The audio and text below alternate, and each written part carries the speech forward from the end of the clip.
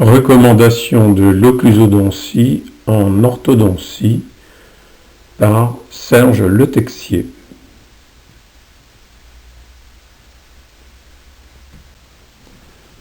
En fin de traitement et d'alignement dentaire, nous allons voir les recommandations des écoles, les objectifs à atteindre. Une très belle thèse faite réalisée par Julie Duvercher s'appelle « Analyse occlusale de fin de traitement en orthodontie, règles et recommandations ». Cette thèse a été faite sous ma direction. Voyons les recommandations. Le principe de normocclusion, c'est un principe qu'on commence à voir apparaître en 1899 avec les classes d'Angle. Angle insiste sur le rapport des 6 supérieurs et 6 inférieurs, en particulier de la position de la mésio-palatine de l'assise supérieure dans sa fosse et de la mésio-vestibulaire de l'assise supérieure dans le sillon centrovestibulaire. Ensuite apparaissent les travaux en 1952 et 1958 de Posselt. Son observation se fait sur 20 sujets. Son diagramme a été bâti sur 20 sujets, ce qui est quand même très peu. Il remarque sur un peu plus de sujets, sur ces 20 sujets, que 88%, je crois que c'est de l'ordre de 120 sujets, la remarque se fait, que 88% ont une occlusion de relation centrée, dite centrée, qui est différente de l'intercuspidie. En aucun cas, il dit que cela est physiologique ou pathologique, il dit simplement qu'il l'observe et que c'est une simple observation. Donc il y a un principe de normalité, qui serait effectivement que la relation centrée soit différente de l'intercuspidie, mais que, en fait, cette normalité n'est pas forcément physiologique ou pathologique.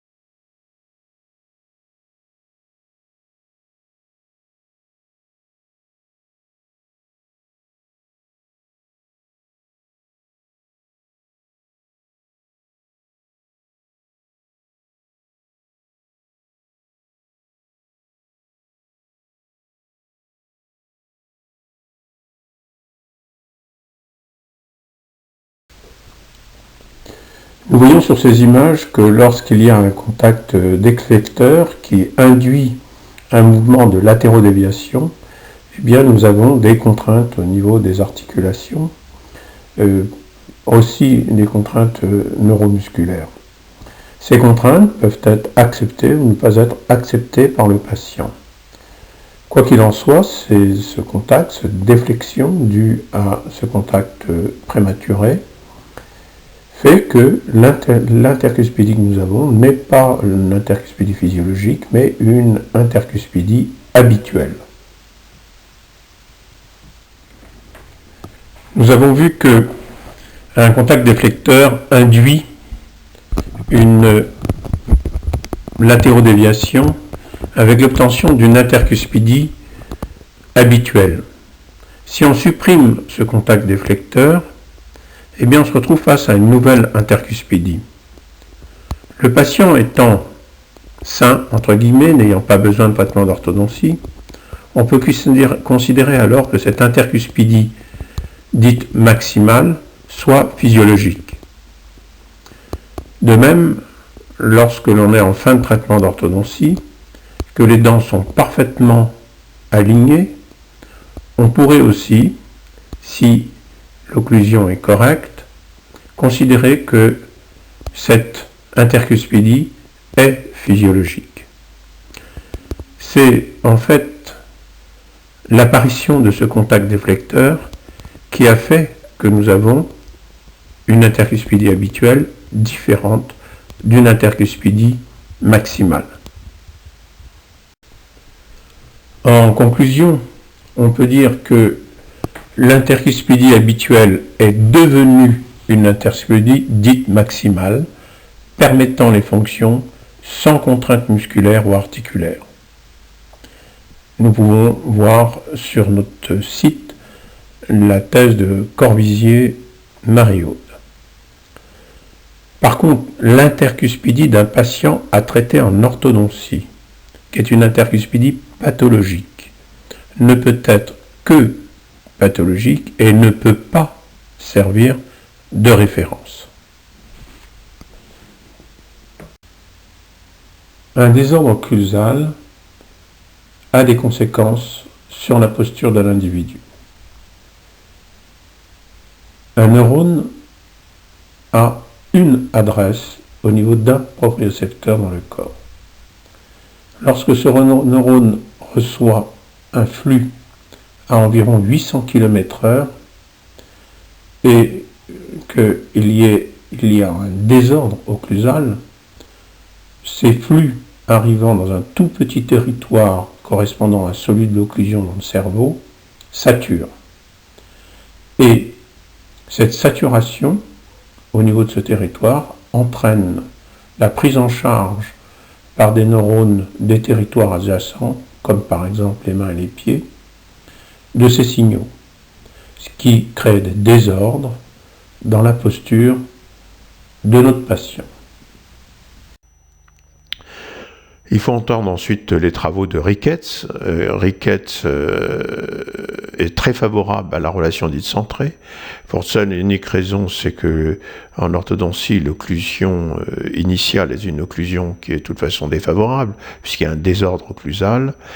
Et lui donne comme indication la notion d'avoir un rapport entre la 5 supérieure et la 6 inférieure, tel que la face distale de la cuspide vestibulaire de la 5 supérieure sont en rapport avec la face mésiale de la mésio-vestibulaire de la 6 inférieure.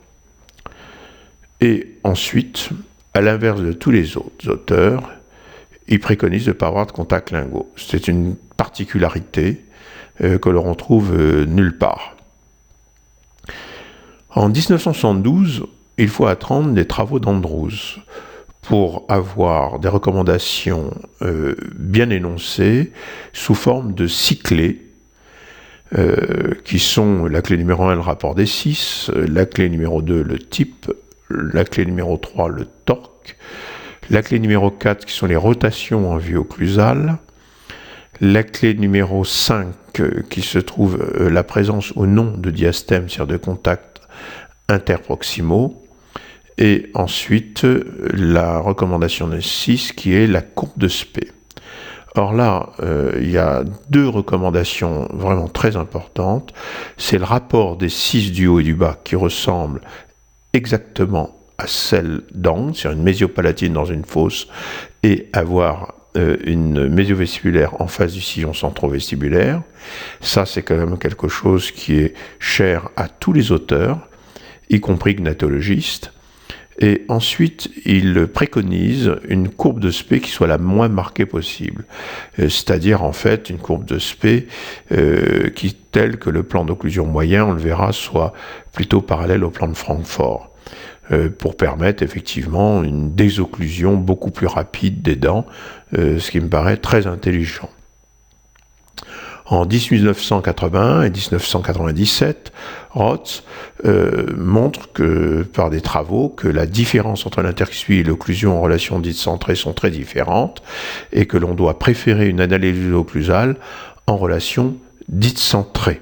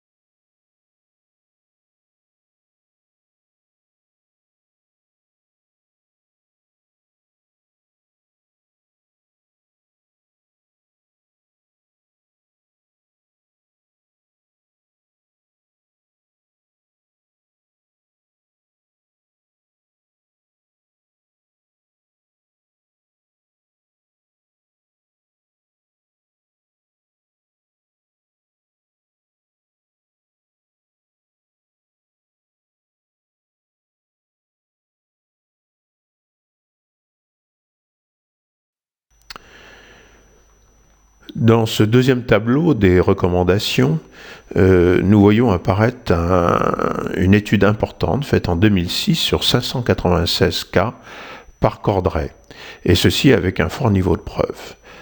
Or, il montre que, en fonction de l'intercuspidie et de l'enregistrement d'une analyse faite en relation dite centrée, on se retrouve avec une classification d'angles qui sont différentes. Et ça c'est une chose qui est très très importante. Et on va se retrouver aussi avec des surplombs incisifs qui vont être différents. Et remarque aussi qu'il y a toujours des contacts prématurés. Donc en fait, il conforte vraiment le fait que Posselt ait montré qu'il y avait une différence entre l'occlusion d'intercuspidie et l'occlusion de relations dites centrées, et que l'analyse n'est pas du tout la même. Ceci est quand même un élément important. Les seuls qui semblent préconiser une analyse en intercuspidie sont en 1968 Aubray, qui préfère l'intercuspidie parce que la position de relation centrée est forcée. Et ça, c'est quelque chose de très très intéressant. Parce qu'effectivement, on a beaucoup hésité d'abord dans la définition de la relation dite centrée, et qu'on a préconisé un temps de forcer cette relation centrée, c'est-à-dire forcer la position des ATM. C'est une chose effectivement qui a provoqué des erreurs énormes, et on peut comprendre que cet éditeur, à un moment donné, n'arrivant pas à trouver une position de relation intermaxillaire qui soit correcte, ait préféré l'intercuspidie.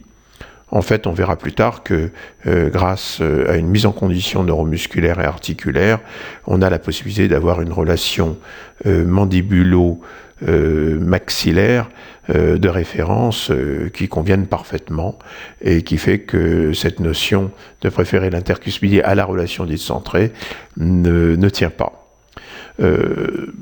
Ensuite, il y a Clark et Evans en 2001, qui eux aussi réitèrent en pensant que le fait que la non-utilisation de la relation dite centrée n'entraînait pas de pathologie. Là, on peut être encore très très sceptique parce que quand on voit à l'heure actuelle la prise de conscience des pathologies entraînées par des problèmes de fin de traitement d'orthodontie qui sont pas toujours corrects, là on peut accepter l'idée que cette idée est quand même une idée d'auteur très isolé. On a ensuite, en 2006, là encore, à nouveau, comme Aubray, Reinschus, qui dit que la relation dite centrée est généralement fausse. Et c'est vrai. Il est vrai que dans toutes les études qu'on peut voir, il y a que, je crois, sur 11 études de la relation intermaxillaire dite centrée, il y a que 2 auteurs qui ont préconisé une détente neuromusculaire avec un artifice, des orthèses et des choses comme cela. C'est pour ça qu'on peut effectivement voir apparaître un auteur qui puisse en 2006 dire encore cela.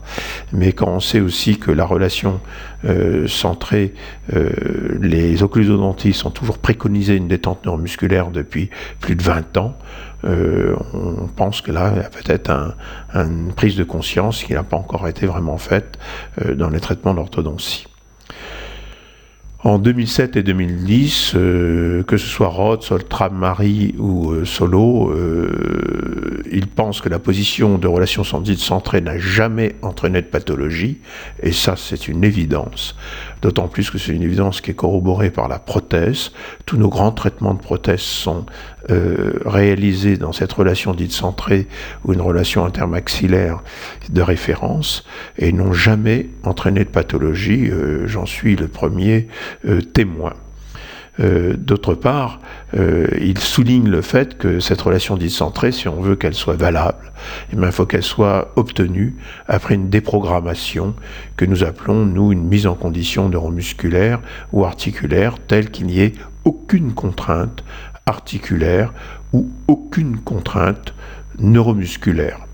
On peut voir donc dans ces recommandations, du point de vue de la conclusion de ces recommandations, on peut voir qu'en fait, il n'y a pas vraiment d'auteur qui préconise l'intercuspidie, si ce n'est parce qu'il pense que la relation dite centrée n'est pas très sûre, mais à partir du moment où on fait une déprogrammation ou mieux une mise en condition neuromusculaire articulaire, cette relation intermaxillaire devient très très très très sûr et ne permet à ce moment-là de pouvoir faire une analyse qui soit correcte et à ce moment-là de ne pas utiliser cette intercuspidie qui maintenant de la part de beaucoup d'auteurs et beaucoup d'études qui sont en cours montrent qu'effectivement elles peuvent entraîner des désordres au niveau des ATM et au niveau de la neuromusculature.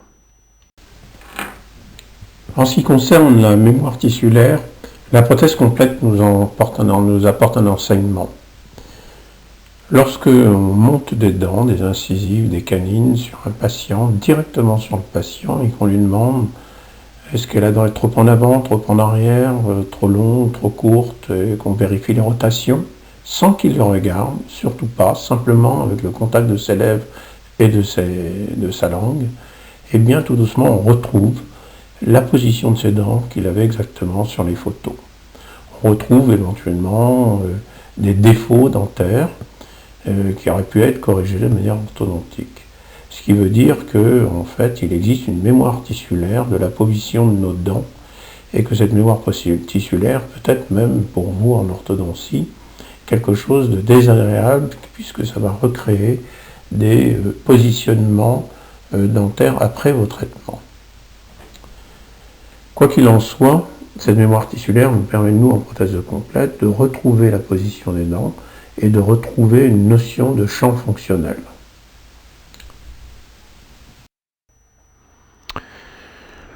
Le réarrangement occlusal, cette ligne, c'est une possibilité pour beaucoup de praticiens de penser que en fait les très légères mobilités dues à une fin de traitement ferait que les dents puissent s'auto-engrainer et de ce fait-là permettre d'avoir une bonne occlusion.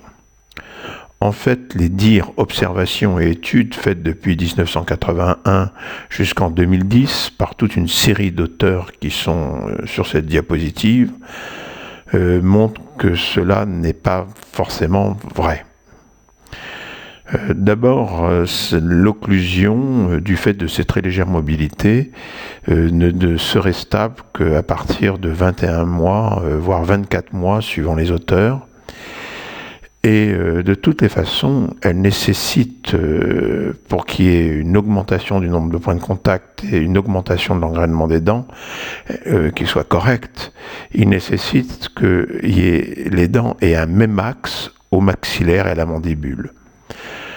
En effet, si les dents n'ont pas tout à fait le même axe au maxillaire et à la mandibule, à ce moment-là, on va avoir effectivement un engrainement qui va lui aussi être augmenté, mais dans une mauvaise position. Ce qui veut dire qu'on aura par exemple une fermeture du champ fonctionnel ou une instabilité occlusale. Et tous sont vraiment tout à fait d'accord pour dire que en aucun cas le réarrangement occlusal est un moyen de rattraper des petites erreurs ou même des erreurs un peu plus importantes qui auraient été faites lors d'un traitement d'orthodontie. Voyons en orthodontie quels sont les indices de fin de traitement. L'étude d'Andrews, qui a été faite de 1964 à 1971, sur 1150 patients, a permis de voir quelles avaient été la possibilité d'obtenir des résultats sur ces différentes clés. Sur 5 clés. Il n'avait pas pris en compte les rotations. Sur la clé numéro 1, sur le rapport des 6, il ne trouve une amélioration que dans 20% des cas, et 20% des cas où on a des clés qui sont correctes. La clé numéro 2 et numéro 3, sur le type et le torque, on voit que c'est 9% et 22%. La meilleure clé, c'est la clé numéro 5 sur les contacts interproximaux, où dans un 57% des cas, on a de bons contacts interproximaux. Et on trouve aussi quelque chose qui approche de la vérité avec la clé numéro 6, c'est-à-dire la courbe de Spey qui doit être relativement la plus faible possible, et on l'a obtenu que dans 44% des cas. D'ailleurs, je tiens à souligner que Château avait aussi préconisé d'avoir une courbe de Spey la plus faible possible. Donc on voit qu'il y a quand même un peu de résultats, et ceci a été corroboré par des études beaucoup plus récentes. On a quand même peu de résultats du point de vue fonctionnel dans un traitement d'orthodontie. Une autre étude a été conduite en 1993, et on s'aperçoit que sur 120 patients, Kattner et Schneider ont eu des résultats qui, eux, étaient sensiblement plus faibles. La remarque que l'on peut faire, c'est que cette occlusion, elle doit non seulement être correcte au moment de la fin de traitement, mais que pour Delavia, et à très très juste raison, l'occlusion doit être vérifiée au moins après 1 an. Pour ma part, dans les traitements d'occlusodontie ou de prothèse et occlusodontie, j'estime que mon occlusion ne peut être stabilisée qu'après 1 an. Or, il n'y a pas eu de mouvement dentaire et il n'y a pas eu de contrainte au niveau des desmodontes. De même, Bassini montre aussi, en remarque, montre aussi qu'en classe 2 et en classe 3, l'occlusion est en cuspide embrasure et est peu stable. Et de ce fait-là, il va falloir la vérifier aussi dans le temps.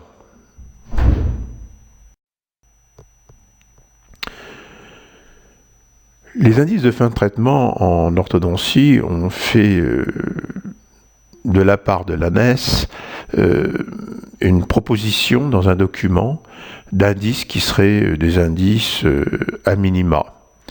Alors, différents moyens existent, ils ont été définis par les systèmes PAR, ITRI, OGS ou ICON. Ces moyens, ces indices sont des indices vraiment à minima. Et ils sont donnés que pour des occlusions qui sont statiques. Il n'y a pas véritablement d'indication donnée pour les mouvements dynamiques. Et de mémoire, à part la plupart ne tiennent pas compte du cas clinique tel qu'il est au départ. Et ça, c'est vrai que c'est une chose importante parce que le cas clinique au départ peut amener le praticien à avoir de grosses difficultés pour avoir une fin de traitement qui soit correcte. Il peut tendre vers quelque chose de le plus parfait possible sans pouvoir y aboutir, on le conçoit. Le gros problème, c'est que ça ne doit pas être une permissivité à une série d'échecs. Et le problème, c'est que ces études montrent quand même qu'il y a très peu d'amélioration, généralement d'amélioration fonctionnelle dans les traitements d'orthodontie. Ce qui est sûr, c'est que de toute façon, c'est en âme et conscience que chaque thérapeute fait son traitement, et que si l'occlusion idéale ne peut pas être quelque chose qui soit systématiquement atteint, cette occlusion idéale doit être un objectif et doit être connu par le thérapeute qui doit permettre quand même un rétablissement au mieux des fonctions qui ont été dégradées, en particulier de déglutition, de phonétique et de mastication. Dans ma pratique quotidienne, donc clinique, l'élaboration de thèse a permis de faire différentes études. Sur 380 cas d'analyse occlusale réalisés entre 1991 et 2007, nous avons tiré 40 cas cliniques au hasard et avons pu remarquer que, après avoir utilisé des gouttières de type SLT et après avoir fait une deuxième analyse occlusale, espacée de 15 jours de la première analyse occlusale, nous avions en fait, au bout de 7 semaines, un patient qui avait une détente neuromusculaire complètement accomplie. Si on retire les 2 semaines entre les deux analyses occlusales, on peut considérer qu'un patient a une détente neuromusculaire de qualité qui permet une reproduction de l'enregistrement de sa position intermaxillaire en 5 semaines. On a pu aussi remarquer que l'équilibration des gouttières avait été environ de 4 séances d'équilibration de gouttières, sauf pour 4 cas où il y a eu 2 séances et un cas où il y a eu 8 séances d'équilibration. Ce qui veut dire qu'avec une gouttière de type SLT, on obtient très rapidement des détentes neuromusculaires et une possibilité d'avoir une reproductibilité dans la relation mandibulo-maxillaire de référence. D'autre part, en 2011, nous avons dirigé la thèse de Caroline Lu et qui nous a montré que lorsque l'on s'est porté un jig, un plan rétro-incisif, en position semi-allongée pendant 20 minutes, eh bien on pouvait situer le versant cuspidien sur lequel il y avait le premier contact déflecteur. Effectivement, les enregistrements les uns après les autres montraient que ce contact n'était pas tout à fait au même endroit sur le versant. Il n'y avait pas de superposition comme dans le cas de la gouttière, mais que déjà on pouvait supprimer ce contact déflecteur puisqu'on connaissait le versant cuspidien qui devait être entre guillemets meulé. On peut donc considérer que dans une première intention, lorsqu'on veut faire une analyse de première intention, eh bien, le port d'un jig ou d'un plan rétro-incisif en position semi-allongée pendant 20 minutes permet d'avoir une première analyse occlusale de première intention. Par contre, si on veut avoir quelque chose vraiment de très exact, il faut quand même au moins 5 semaines avec une gouttière de type SLT. Et j'insiste sur le fait quelle est la spécificité SLT et que cette gouttière doit être rééquilibrée régulièrement, car à ce moment-là, on obtient vraiment quelque chose de parfaitement reproductible. L'analyse de ces 40 cas cliniques montre qu'en fait, nous recouvrons à peu près tous les âges. Le motif de consultation était un problème d'ATM pour 26 cas, dont 19 avec des douleurs. 3 cas avaient des migraines ou des douleurs musculaires. 5 cas, un problème d'abrasion ou de bruxisme important.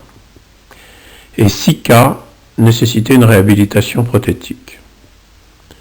On peut remarquer aussi que 4 patients présentaient un profil psychologique spécifique, c'est-à-dire qu'on pouvait penser qu'il y avait un facteur psychogène aggravant. 14 cas avaient eu un traitement d'orthodontie, dont 7 ont eu besoin d'un nouveau traitement d'orthodontie. Un cas sur 2. 10 patients ont eu besoin d'un traitement d'orthodontie. Ce qui veut dire que sur 40 cas, 24 cas ont eu un nouveau traitement d'orthodontie. Ceci pour montrer que l'orthodontie et l'occlusodontie sont liés et que dans l'histoire de l'occlusodontie, si la prothèse a apporté à l'occlusodontie, l'orthodontie aussi a apporté beaucoup. Ce sont deux disciplines qui sont toujours préoccupées de l'occlusodontie, c'est-à-dire de l'occlusion des dents et des fonctions qui sont liées à cette occlusion. En orthodontie, l'occlusion et l'esthétique sont des objectifs et ces objectifs nécessitent parfois des compromis. Voyons un peu ce qu'est la fonction esthétique. D'abord, le droit et la fonction esthétique. Nous savons que l'obligation de moyens vise les moyens mis en œuvre et l'objectif à atteindre est au mieux la guérison. Dans l'obligation de résultat, l'objectif doit être modélisé et proposé au patient. Il doit y avoir une information avec un consentement éclairé sur l'état actuel, les objectifs possibles, les mises en garde et réévaluations, et éventuellement qu'un cas de force majeure fasse que l'objectif modélisé n'a pas pu être atteint.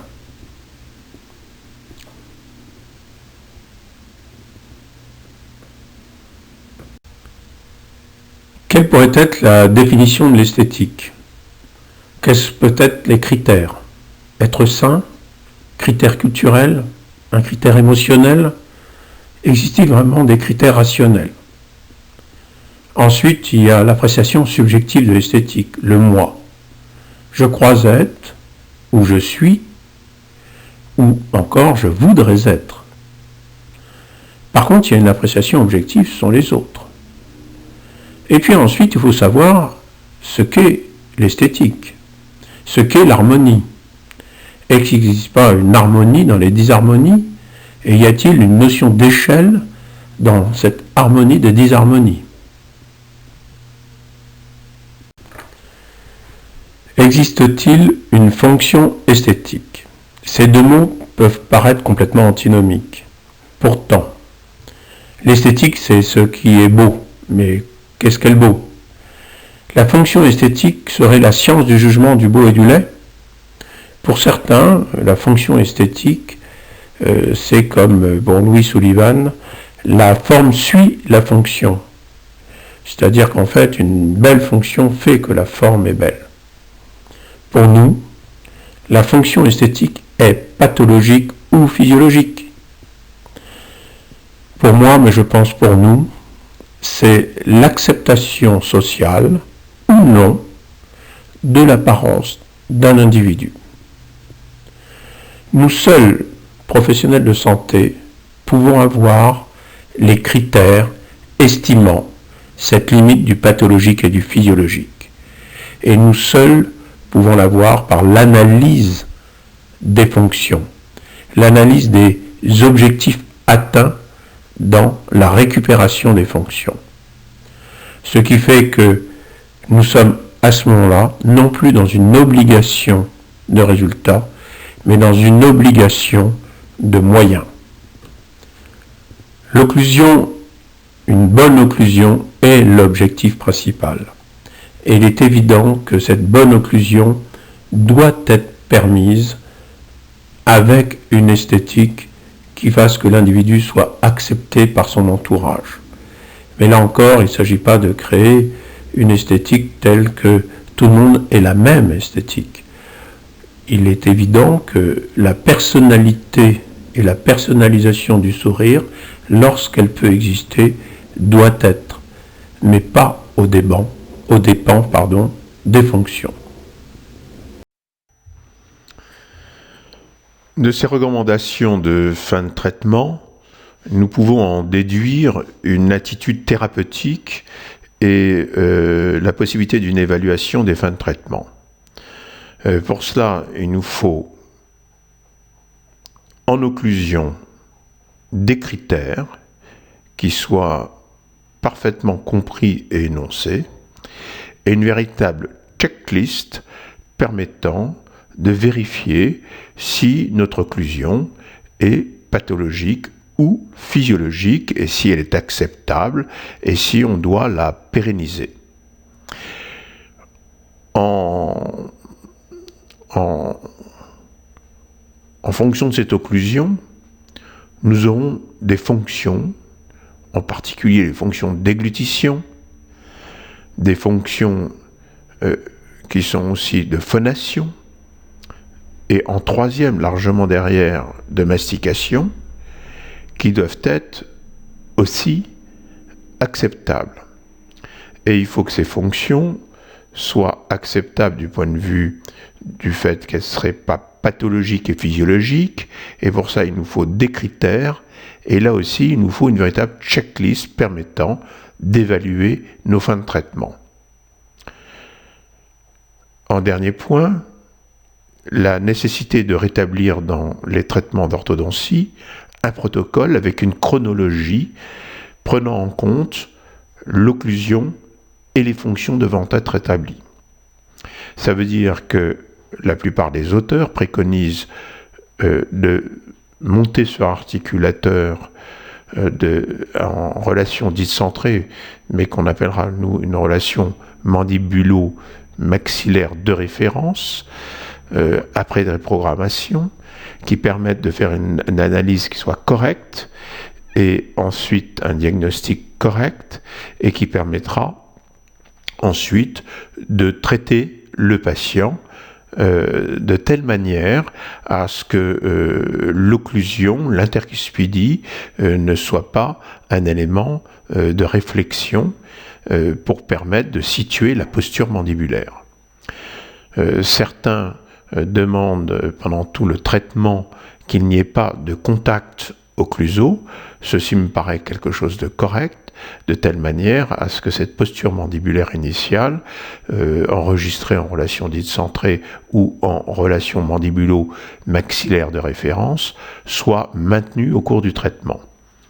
Ensuite, je crois qu'il serait nécessaire, en fin de traitement, de refaire une analyse pour vérifier les axes, par exemple, vérifier les fonctions, puis ensuite de pouvoir faire un traitement d'occlusodontie et à l'issue de ce traitement d'occlusodontie, refaire une troisième analyse dite de fin de traitement.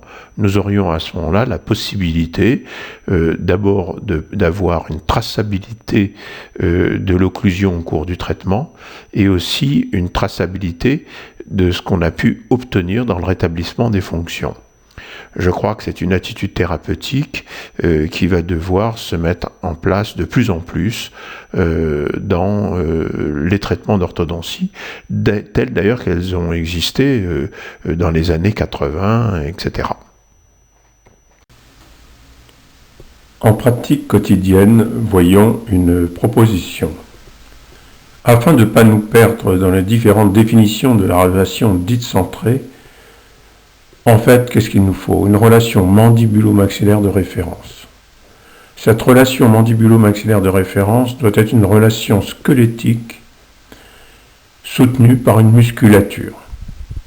Et cette relation, elle pourrait être définie par une coaptation articulaire physiologique, un équilibre neuromusculaire physiologique, une symétrie de posture et une dimension verticale physiologique. Et il faut que ces 4 éléments soient tels que il n'y ait aucune contrainte articulaire, aucune contrainte musculaire, et que de ce fait, elles puissent être reproductibles. Ensuite, il nous faudra définir la différence qu'il y a entre un état physiologique ou un état pathologique de cette relation mandibulo-maxillaire de référence. Lorsque le patient est sur le fauteuil, un examen clinique très rapide peut être fait. Première chose, écoute du patient. Ensuite, les palpations. Vérifier la cinématique de la mandibule, la convergence oculaire, l'état des laxités ligamentaires. Est-ce qu'il y a un équilibre postural? Est-ce qu'il y a une adaptabilité du patient qui est plus ou moins facile à des troubles? Et ensuite, quel est l'état de l'examen radiologique? Dans l'examen intrabuccal, on recherchera les abrasions diurnes, nocturnes, les abrasions du groupe incivo-canin, l'héminolyse en regard d'abrasion. On étudiera le schéma occlusal, le champ fonctionnel. On vérifiera la dimension verticale. Et puis, surtout, on vérifiera la déglutition. On écoutera le patient, on vérifiera sa phonétique, on vérifiera les mobilités dentaires, la langue et les inocclusions dentaires. C'est un examen qui peut être très rapidement fait au fauteuil, qui prend quelques minutes et qui permet de situer le patient. Sur ces images, on voit la gestuelle nécessaire à la palpation des différents muscles et qui permettent de savoir s'ils sont spasmés ou pas, parfois douloureux. On peut voir aussi la position des mains pour pouvoir vérifier des problèmes articulaires, en particulier rétrocondyliens. Ensuite, une technique avec un doigt permettant de vérifier la convergence des yeux. Au niveau du bras, de voir en fonction de l'ouverture l'état de laxité du patient. Et sur les 2 petites vidéos, de vérifier si lorsque le patient ferme les yeux, s'il y a un désordre postural, c'est-à-dire que le patient va s'éloigner vers l'avant, vers l'arrière, ou plutôt sur le côté droit ou sur le côté gauche. Sur ces petites vidéos, on peut remarquer aussi l'état de l'oreille interne, qui est un véritable accéléromètre, et qui permet de vérifier si la compensation se fait plus ou moins rapidement, de manière plutôt frénétique ou plutôt passive chez ce patient. Bien détendu. Vous regardez loin devant vous. Bien détendu. Vous fermez les yeux et vous laissez aller. Fermez. Ça part en avant. Bien détendu. Vous fermez les yeux. Ça part à droite. Nous allons voir dans un premier protocole, dans le cas où il s'agit d'une équilibration en fin de traitement, d'orthodontie, ou s'il y a une pathologie musculaire et ou articulaire, l'utilisation d'un protocole avec une gouttière de type SLT. Pour ma part, la détente neuromusculaire ne peut être obtenue que par une orthèse, dite de type SLT. C'est une gouttière faite un peu à ma façon, et ceci, quelque chose que j'utilise maintenant depuis plus de 20 ans, largement plus de 20 ans. Cette gouttière doit être conçue d'une manière très particulière et très spécifique. Elle doit être semi-rigide. Elle doit avoir une absence de bandeau vestibulaire. Elle doit avoir une face occlusale qui soit non polie et qui soit la plus fine possible. Elle doit avoir des contacts occlusaux répartis, sauf sur les 17 et 27 où il n'y a jamais de contact. Les contacts occlusaux doivent être généralisés et libres en dynamique. Cette gouttière réalisée de cette façon est équilibrée tous les 8 jours sur un fauteuil en position semi-allongée, suivant un protocole parfaitement défini. Ce moyen permet d'obtenir en moyenne, sur 5 ou 6 semaines en cas de non-pathologie avérée, une détente neuromusculaire qui permettra un enregistrement de la relation intermaxillaire ou mandibulo-maxillaire de référence. L'orthèse ou la gouttière de type SLT doit son nom au fait que je réalise ces gouttières d'une manière très très particulière et que pour simplifier le mode d'expression, mes collaborateurs ont décidé de l'appeler gouttière de type SLT, ce qui est en fait un raccourci. Lorsqu'il y a une pathologie articulaire, nous passons d'abord par une gouttière de type SLT pour obtenir une détente neuromusculaire, puis ensuite il faut traiter l'articulation. Pour cela, il nous faut trouver la position des têtes des condyles de telle manière qu'elles soient dans la bonne position, et ceci est fait sur la gouttière de type SLT en fin de traitement. Puis ensuite, on reporte cette position sur un articulateur et on réalise des hémigouttières avec un engrainement permettant d'obtenir une bonne position des articulations et une guérison de ces articulations. La réalisation de ces gouttières de type SLT suit un protocole très particulier, mais très simplement, un thermoformage est fait, puis ensuite une injonction sur les surfaces occlusales d'une résine auto qui ne sera pas mise sous pression ni à chaleur pour obtenir une polymérisation standard, qui ne soit pas trop dure. Ensuite, elle est barbée, elle est mise en forme, et puis ensuite, s'il y a un traitement d'orthodontie, comme les dents doivent changer de position, elle sera échancrée aux emplacements de ces dents qui doivent changer de position. Et par contre, ce qui est intéressant, c'est que les dents qui doivent être fixes, qui ne doivent pas bouger, peuvent être fixées par cette gouttière. Quoi qu'il en soit, il est donc possible de porter cette gouttière avant, ou pendant ou après un traitement d'orthodontie. L'utilisation de cette gouttière de type SLT permet, dans un premier temps, l'obtention de la relation mandibulo-maxillaire de référence, dans un deuxième temps, son enregistrement. Voyons dans un premier temps l'obtention de la relation mandibulo-maxillaire de référence. Donc la gouttière, on voit sur cette diapositive cette gouttière qui a été équilibrée, qui est en cours d'équilibration. On s'aperçoit qu'il peut même y avoir par endroits qu'elle peut être perforée, du moment que les perforations sont telles qu'il n'y a pas de contact entre les dents du haut et les dents du bas, et qu'il ne peut pas y avoir donc de réflexe et de manœuvre d'évitement. Plus une gouttière est fine, plus l'espace libre n'aura pas été touché, n'aura pas été diminué. Donc ça, c'est une chose très importante. Et on peut remarquer sur cette gouttière que effectivement les points sont relativement bien répartis. Par contre, qu'il existe des contacts au niveau des 7, ces contacts vont être meulés. Là, donc, je répète, les impératifs, c'est que l'orthèse soit la plus fine possible, jamais de contact au niveau des 7, qu'elle doit être semi-rigide, et la face occlusale soit surtout non polie.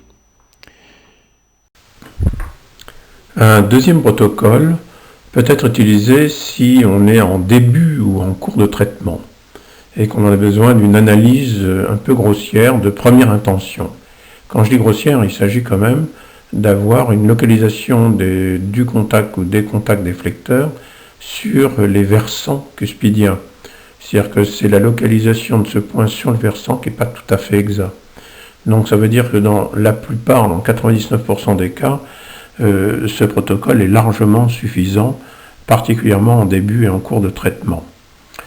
Ce protocole, c'est l'utilisation d'un plan rétro-incisif de Karen Pouliguen et qui peut être utilisé donc au fauteuil en position semi-allongée pendant une demi-heure et qui permet aussi l'enregistrement de cette position, l'obtention donc et l'enregistrement de cette position.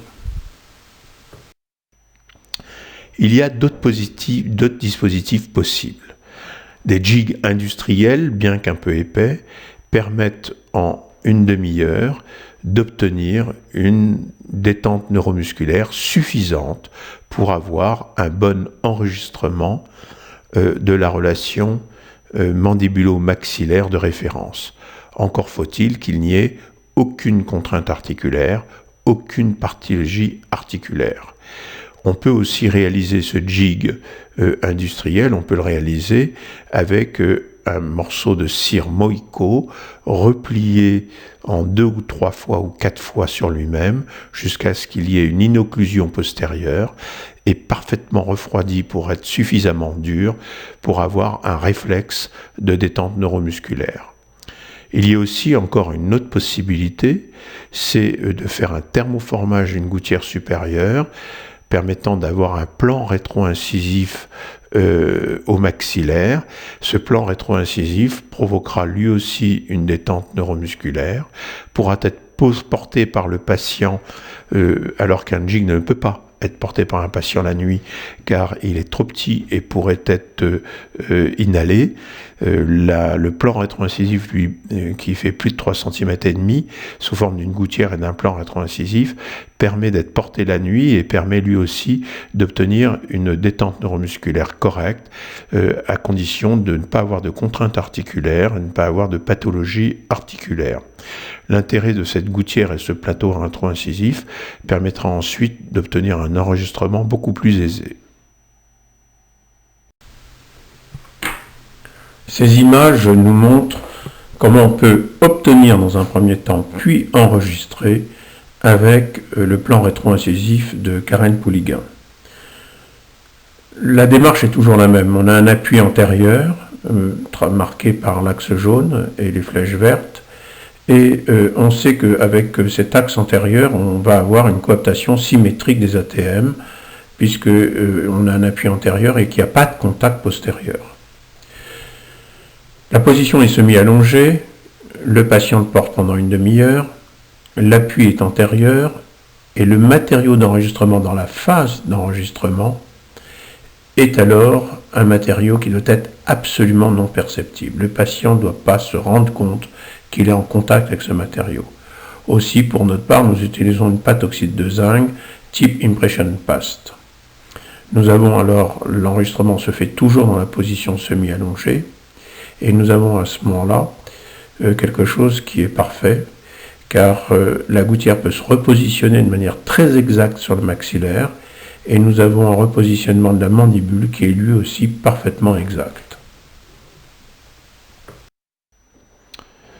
Un moyen actuel de faire une analyse et une visualisation en 3D informatique est possible de nos fins de traitement et de l'occlusion, enfin surtout des fins de traitement, parce qu'en occlusion, la qualité de l'occlusion pour l'instant n'est pas suffisante, mais par contre l'analyse de fin de traitement quant aux axes, aux rotations, etc.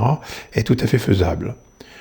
Encore faut-il que les modèles représentés sur l'écran de notre ordinateur soient des modèles qui sont soit dans une relation mandibulo-maxillaire de référence, c'est-à-dire que l'on ait fourni à la personne qui a scanné nos modèles, donc on ait fourni la position de référence entre le modèle supérieur et le modèle inférieur. Et ceci non pas par un mordu, comme je l'ai dit, ou par une cire percée, mais par l'obtention et l'enregistrement, soit avec une cire d'enregistrement, soit avec une orthèse, de cette relation mandibulo-maxillaire de référence. À l'heure actuelle, la plupart des logiciels demandent simplement un mordu et de ce fait-là confortent une mauvaise position mandibulaire. Et ça, c'est le gros problème de cette analyse et visualisation 3D d'informatique. C'est pour ça que certains envoient à scanner un enregistrement de la relation mandibulaire maxillaire de référence et à ce moment-là ont la possibilité de pouvoir faire une analyse et une visualisation en 3D informatique de leur fin de traitement. Nous verrons que nous allons rechercher essentiellement sur ces modèles la qualité des axes et la qualité de l'engrainement. Nous avons vu dans les 2 protocoles précédents comment obtenir et ensuite enregistrer une relation mandibulo-maxillaire de référence pour pouvoir faire une analyse occlusale sur un articulateur.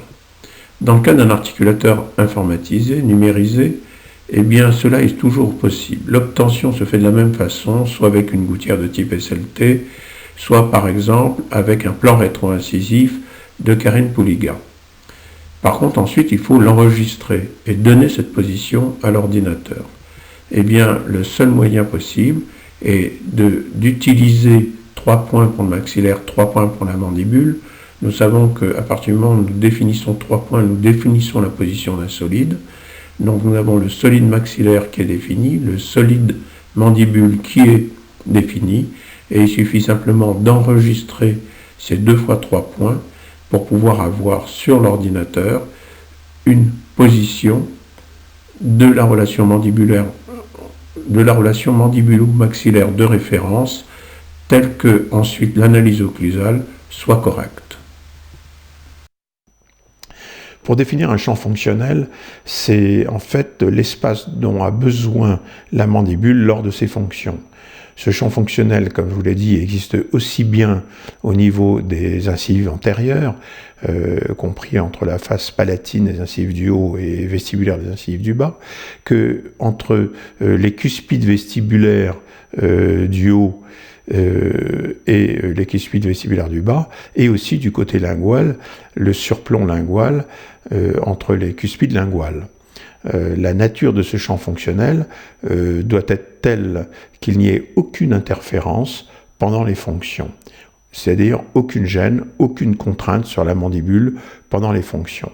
Et ceci doit peut-être visualiser, peut-être, évaluer de plusieurs façons. La première façon, et au niveau du dent antérieur en particulier, c'est de vérifier qu'il n'y ait pas une contrainte qui amène la mandibule en arrière et qu'il n'y ait pas des douleurs rétrocondyliennes en appuyant, en palpant cet espace rétrocondylien. Deuxième moyen, c'est de vérifier qu'il n'y ait pas de mobilité antérieure, en mettant par exemple les dents, ses doigts sur les faces vestibulaires des dents du patient, en lui demandant de claquer les dents. Il ne doit pas y avoir de vibration plus importante, de contact plus important sur une dent que sur une autre. De même que lorsqu'il fait des mouvements de propulsion, il ne doit pas y avoir une dent qui doit être plus contrainte qu'une autre. En dernière chose, on peut vérifier qu'il n'y ait pas d'abrasion des dents antérieures, montrant que le patient ait besoin de venir s'appuyer sur les dents antérieures parce que ce champ fonctionnel est trop fermé et l'enferme de trop. Dernier moyen de vérifier si ce champ fonctionnel est correct, eh bien c'est lors de l'analyse occlusale de vérifier que le patient n'ait pas besoin de partir en avant pour pouvoir se libérer, et de ce fait-là, on retrouve des contacts essentiellement antérieurs et pas de contact postérieur sur les modèles d'analyse. Donc il y a quand même des moyens qui permettent de vérifier si ce champ fonctionnel est correct ou pas. Au niveau postérieur, on vérifiera surtout qu'il n'y ait pas d'interférence et que le patient n'ait pas l'impression d'être pris dans une boîte. Encore faut-il qu'il puisse en avoir l'expérience, parce que si le patient depuis son enfance est pris dans cette boîte, il a l'impression que cette boîte est normale et naturelle. C'est pour ça qu'il est un peu plus difficile de vérifier si ce champ fonctionnel postérieur est correct. Le plus simple, c'est de vérifier que l'axe des molaires du haut et des molaires du bas, et des prémolaires du haut et des prémolaires du bas, soit strictement identique au maxillaire et à la mandibule. Si les dents s'affrontent suivant des axes qui se confondent, à ce moment-là, on sait très très bien qu'on aura probablement, à moins d'avoir un problème de morphologie, on devrait avoir des champs fonctionnels qui soient corrects au niveau postérieur. La nature du champ fonctionnel antérieur, eh bien, il peut être étroit ou il peut être large. Il y a des patients qui tolèrent tout à fait des champs étroits, des champs fonctionnels étroits, et d'autres qui sont beaucoup plus heureux avec un champ fonctionnel antérieur beaucoup plus large. C'est-à-dire que l'angle interincisif entre les dents du haut et les dents du bas, à mon avis, n'est pas vraiment quelque chose de fondamental.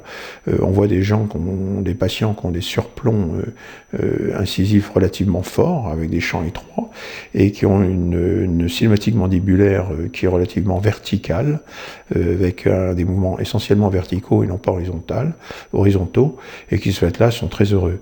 Par contre, il y a des patients qui ont une laxité et qui ont besoin de mouvements horizontaux beaucoup plus important, et à ce moment-là, il faut que leur champ fonctionnel antérieur, par exemple, soit beaucoup plus large. C'est pour ça qu'il n'y a pas de données anatomiques, à mon sens, qui permettent de dire si un champ fonctionnel est correct ou pas.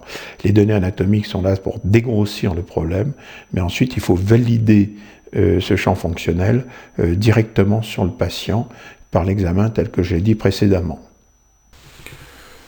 Nous voyons donc la nécessité de se poser ces questions. Y a-t-il des douleurs rétrocondyliennes? Y a-t-il un contact déflecteur antérieur? Y a-t-il des mobilités des dents antérieures? Et y a-t-il des facettes d'abrasion sur les dents antérieures?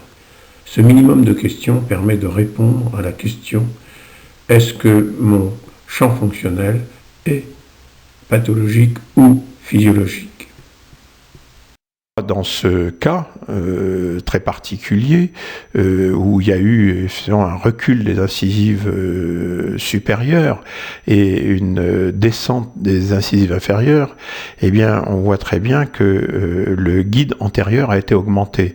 C'est-à-dire qu'en fermant le champ fonctionnel, le guide antérieur est augmenté. Le guide antérieur, je vous rappelle, c'est une notion d'articulateur. Le champ fonctionnel, c'est une notion sur le patient, en clinique, au fauteuil, mais on voit que les deux sont parfaitement liés. C'est-à-dire qu'un guide antérieur qui a été augmenté, en fait, signifie une contrainte qui puisse exister au niveau des articulations.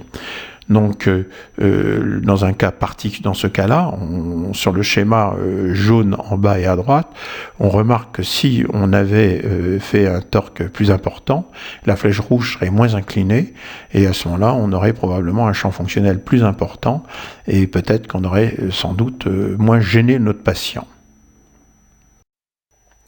La nature du champ fonctionnel postérieur, lui aussi, est inhérent soit à l'axe des dents, soit à la morphologie des dents.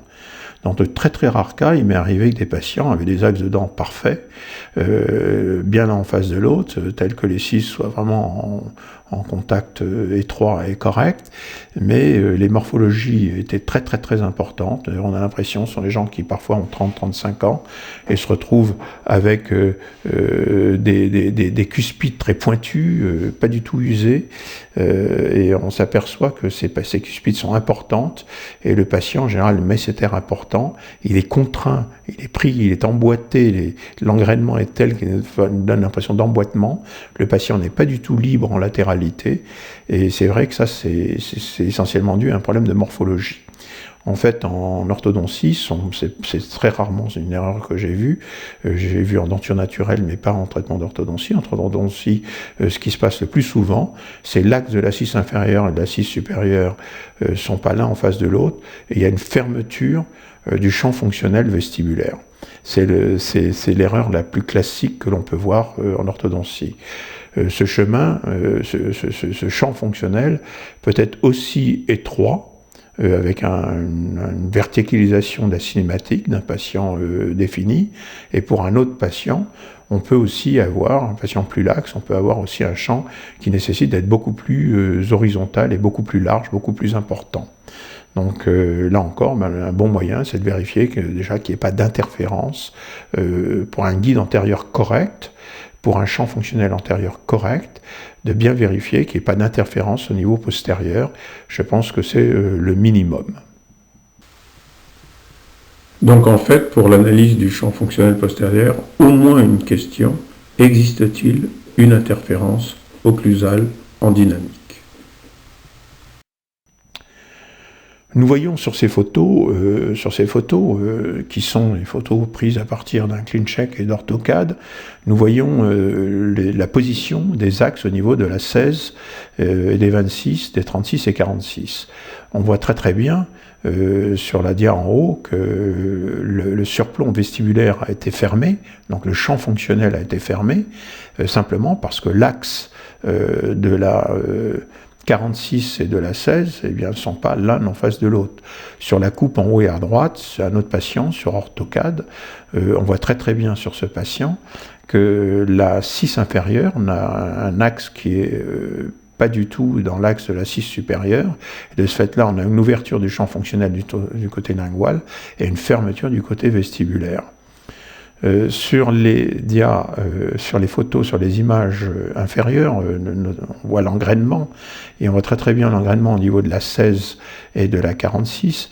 On voit très bien que la mésiopalatine n'est pas dans la fosse, et là encore, ça va être un défaut, ça va gêner la stabilité, puisque je vous rappelle que la stabilité d'une occlusion, le verrou de l'occlusion, est donné essentiellement par la mésiopalatine dans la fosse, et que le reste, au niveau des prémolaires, on a une cuspide embrasure. De même qu'en classe 1 et en classe 3, comme l'a souligné Bassini, on a aussi des occlusions en cuspide embrasure qui ne sont pas très stables. Lorsque vous êtes en classe 1, vous avez la chance d'avoir une mésiopalatine qui vient dans une fosse, et là vous avez la possibilité d'avoir un verrou, et il faut absolument profiter d'avoir ce verrou. On voit que sur la fin de traitement, au niveau de 26 et 36, on a un engrainement qui est beaucoup plus favorable, et qui permet au moins d'avoir au niveau des 6, un verrou et une stabilité de l'occlusion. Il ne s'agit pas d'enfermer le patient dans une boîte, comme j'ai dit, parce que ça serait dramatique, puisque le patient ne serait pas libre dans son champ fonctionnel et de ce fait-là aurait une cinématique contrainte, mais il s'agit d'avoir un engrainement suffisant pour qu'il y ait une position unique permettant la déglutition et une position très précise permettant aussi cette déglutition. Et c'est pour ça que la stabilité occlusale est absolument nécessaire pour les fonctions de déglutition, entre autres. Un autre moyen d'analyse de fin de traitement est l'articulateur. L'articulateur permet, comme le système informatique, une analyse occlusale des dents, beaucoup plus précise à l'heure actuelle que le système informatique, et permettra surtout de voir comment on peut équilibrer le patient. L'articulateur donc permet à la fois la fin de traitement, ou en cours de traitement, ou en fin de traitement, de voir ce qui se passe, et ensuite, tout à fait dans la phase d'équilibration, d'avoir quelque chose de très précis. Ce qu'on peut souhaiter, c'est que le système informatique permette d'avoir la même précision et donne surtout la possibilité de visualiser le plan de Francfort et un axe charnière de telle manière à mieux se rendre compte des différentes clés, de la qualité des différentes clés que l'on va voir bientôt. L'articulateur permet, à l'heure actuelle, ce qui est beaucoup plus difficile à obtenir en informatique, mais qui devrait se faire rapidement, une analyse suivant les 6 clés suivantes. 1. L'équilibre occlusal. 2. Le plan moyen d'occlusion. 3. Le couloir dentaire. 4. Le guide antérieur au champ fonctionnel. 5. Le type de schéma occlusal. 6. La qualité des morphologies occlusales. Un contact prématuré en orthodontie peut être créé par une très très faible erreur de torque. Regardons, pour 1 degré, vous avez une rotation qui crée une erreur de l'ordre de 1/10 de millimètre. 3 degrés, 2/3 dixièmes de millimètre. Ceci est énorme comparé à la nécessité d'équilibrer un patient avec un papier articulé qui ne fait que 1 centième, voire 2 centièmes de millimètre d'épaisseur. Ces erreurs occlusales peuvent être très fines et provoquer des contraintes neuromusculaires pathologiques, comme parfois un peu plus épaisses, et sont parfaitement acceptées. Cela est très très variable d'un patient à l'autre. Mais soyons vigilants, car 3 degrés, voire 10 degrés d'erreur de torque, c'est quelque chose de tout à fait courant. On peut donc distinguer différents types de contacts prématurés. Ils sont pour moi de 3 espèces. Il y a les contacts qui sont déflecteurs. Ils induisent un mouvement d'évitement de la mandibule. La mandibule, lorsque le patient ferme la bouche, il a peur de tomber sur ces contacts-là, et du coup, il évite ces contacts-là avec un fort mouvement de déviation. Chez le carbocalcique, là, il est évident que hypolaxe, il y aura ce mouvement de déviation plus un mouvement d'abrasion, c'est-à-dire qu'on verra des facettes d'abrasion au niveau de ces dents-là. Il faut distinguer ces contacts prématurés déflecteurs des contacts de surocclusion, c'est-à-dire qu'on a une dent qui est un petit peu plus élevée que les autres, mais pas pour autant de mouvement d'évitement. C'est-à-dire qu'il suffira simplement de diminuer la hauteur de cette dent-là pour retrouver tous les points de contact sur les autres dents. On a donc là un contact prématuré de surocclusion. C'est quelque chose qui va gêner un petit peu la neuromusculature, qui gênera certainement pas les articulations. Et c'est quelque chose qui est beaucoup plus accessible, beaucoup plus connu. Et c'est quelque chose qui est beaucoup plus faisable, puisque une fois qu'on a supprimé les contacts déflecteurs, les points de surocclusion, on les trouve directement en bouche avec un papier, il n'y a pas besoin de les trouver sur l'articulateur. Le plus difficile à trouver sur les contacts déflecteurs, eux, on ne peut les trouver que sur l'articulateur, et il faut les trouver sur l'articulateur avant de les meuler en bouche. Et puis ensuite restent les contacts d'interférence pendant la cinématique mandibulaire. Là encore, on peut les trouver directement en bouche, on peut faire cette équilibration directement en bouche. Mais attention, ces interférences ne doivent être supprimées que dans la mesure où les contacts déflecteurs ont été supprimés, car à ce moment-là, on risque de partir d'une position initiale qui ne serait pas une intercuspidie correcte, qui serait une intercuspidie habituelle, qui ne serait pas une intercuspidie en relation mandibulo-maxillaire de référence. Donc, 1, on supprime les contacts déflecteurs, 2, on supprime les contacts de surocclusion, 3, on supprime les interférences pendant la cinématique mandibulaire. Ce cas clinique est celui d'une patiente qui avait des maux de tête importants et qui, après un traitement d'orthodontie où les dents ont été remarquablement bien alignées, eh bien nous avions quand même un tout petit défaut. Effectivement, on voit en 1 un contact déflecteur qui crée un mouvement de propulsion de la mandibule, puis en 2 un autre contact déflecteur qui envoie la mandibule en arrière, et en 3 un contact qui n'est pas déflecteur, simplement de surocclusion, et lorsqu'on l'enlève, on se retrouve à ce moment-là avec une dimension verticale correcte et une stabilité occlusale. C'est le jeu de ces 2 contacts déflecteurs qui crée simplement le problème de cette patiente. Il a suffi simplement de donner un premier coup de meule en 1, deuxième coup de meule en 2. Sans le coup de meule de 3, déjà les maux de tête ont disparu. Il est évident que le petit coup de meule en 3 a été ensuite donné pour parfaire son occlusion. On voit bien sur cette diapositive-là que le guide antérieur dans le cas présent, qui pourtant semble présenter un angle interincisif correct, eh bien ce guide antérieur a provoqué une contrainte rétrusive mandibulaire, et on voit très nettement au niveau de l'interligne sur les radios, on voit très nettement les têtes de condyles qui ont reculé. Et c'est évident qu'à ce moment-là, la zone bilaminaire est contrainte, et que si on les palpe, si on touche ces zones-là, ces zones rétrocondyliennes, on va faire mal au patient. Et cette douleur peut être vraiment relativement violente. Lorsqu'on voit une telle chose sur des radios, il est évident que les choses sont évidentes, et que là, on peut dire qu'il y a une contrainte rétrusive. Mais parfois, l'interligne est relativement constant sur la radio, et pourtant la légère contrainte fait que le patient a une douleur rétrocondylienne. C'est pour ça que la palpation est quelque chose d'important. La radio ne peut être qu'une confirmation de ce que la palpation donne, mais c'est la palpation qui est l'élément déterminant. C'est pour ça aussi qu'il faut avoir des modèles comme ils sont là, qui sont démontables, qui permettent de bien voir quel est le rapport des dents antérieures, et en ce moment on voit très bien que la canine supérieure et inférieure sont dans un rapport tel qu'il y a un phénomène d'emboîtement trop fort, et que le patient ne peut être que contraint en arrière.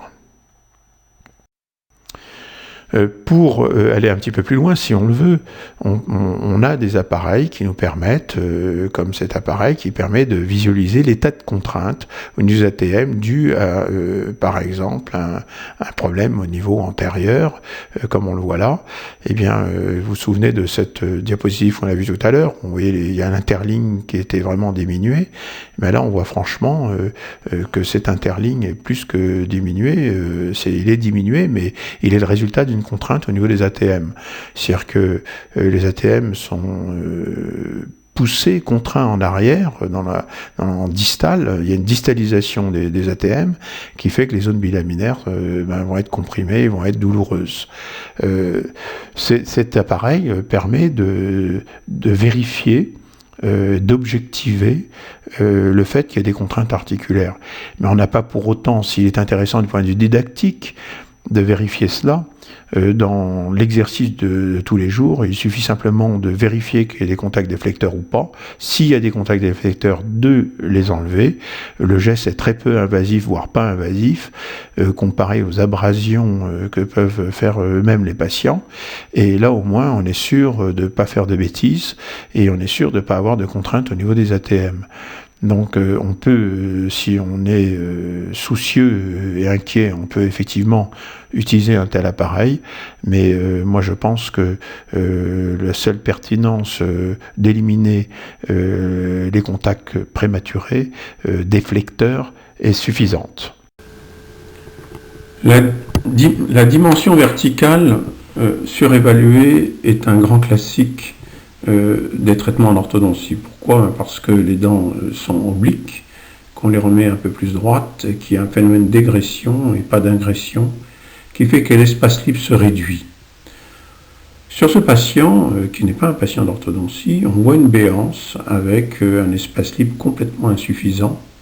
Et lorsqu'on remet ce patient en dimension verticale correcte, on s'aperçoit que la béance n'existe plus. Il a suffi simplement soit de coloroplastie, soit d'une agression des dents pour pouvoir obtenir la réduction de cette béance. Il faut être particulièrement vigilant en orthodontie à cette dimension verticale et savoir l'évaluer au fauteuil. On voit sur ces images le détail de l'obtention d'une dimension verticale par intercuspidie. Oui, effectivement, l'engrainement des modèles, une fois débarrassé des 2-3 points de surocclusion, eh bien, on se trouve à ce moment-là avec la dimension verticale d'intercuspidie qui doit être vérifiée en bouche pour vérifier si l'espace libre est correct, l'espace phonétique est correct. Si vraiment il est correct, à ce moment-là, il peut être cautionné. Et puis, on peut remarquer aussi sur ces photos que les contacts prématurés augmentent la dimension verticale, évidemment, puisqu'ils sont en surocclusion, et qu'il faut perdre de la dimension verticale lorsqu'on meule les contacts prématurés. Nous voyons ici une mise en articulateur réalisée après des tendons neuromusculaires à l'aide d'une gouttière comportant un plan rétro-incisif de type carène polygain. Et après mise en articulateur, nous avons donc une relation mandibulo-maxillaire de référence et nous pouvons voir le type d'occlusion ou d'inocclusion que nous avons entre le maxillaire et les mandibules. Il est intéressant de comparer cette occlusion à celle de l'intercuspidie obtenue en bouche, qui est une intercuspidie habituelle. Effectivement, en bouche, on a vraiment l'impression qu'il y a un certain alignement, qu'il y a une bonne occlusion, et on s'aperçoit à quel point, sur les modèles, cette occlusion est pathologique. L'examen ici s'est fait sur un articulateur, mais il peut évidemment se faire aussi sur un articulateur numérisé en informatique. À l'heure actuelle, on n'a pas encore quelque chose de très précis, mais ce qui est sûr, c'est qu'on aura la même erreur en informatique que sur un articulateur si on ne donne pas une bonne information à l'ordinateur, si on ne donne pas une bonne information de la relation mandibulo-maxillaire de référence. Or, pour l'instant, les ordinateurs se servent de l'intercuspidie habituelle pour pouvoir organiser et proposer une relation intermaxillaire avec un alignement des dents. Il est grand temps que les confrères et que surtout les fabricants de logiciels prennent en place, prennent en responsabilité la possibilité de pouvoir mettre en place une relation mandibulo-maxillaire de référence, comme j'ai indiqué plus haut, avec 3 points au maxillaire et 3 points à la mandibule, par exemple. Pour conclure, oui, Aligner des dents, oui, il faut le faire. Il faut que les dents soient alignées au mieux, de telle manière aussi que les bases osseuses soient dans une bonne posture réciproque, c'est-à-dire dans une relation mandibulo-maxillaire de référence telle que nous l'avons décrite. Oui à l'esthétique, mais oui aussi à la restauration des fonctions. Il vous est possible de retrouver des informations sur cette présentation et la présentation elle-même, soit sur le site letexierserge.com, au signé formation ou orthodontie, soit sur YouTube à Le Texier Serge.